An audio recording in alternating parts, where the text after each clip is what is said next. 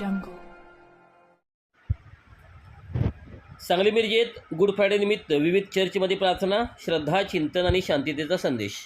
ख्रिस्ती धर्मियांचा अत्यंत महत्त्वाचा आणि पवित्र सण असलेल्या गुड फ्रायडे निमित्त मिरज शहरातील विविध चर्चमध्ये विशेष प्रार्थना, उपासना आणि धार्मिक विधींचे आयोजन करण्यात आले होते.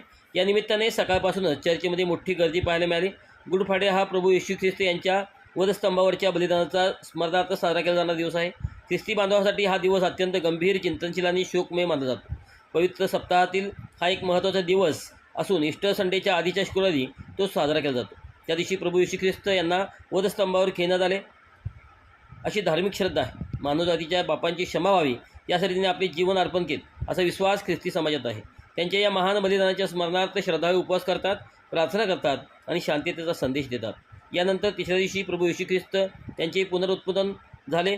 ते दिवस ईस्टर म्हणून मोठ्या उत्साहात साजरा केला जातो. मिरज शहरातील रोजरी चर्चसह इतर चर्चमध्येही विशेष प्रार्थना सभा घेण्यात आल्या.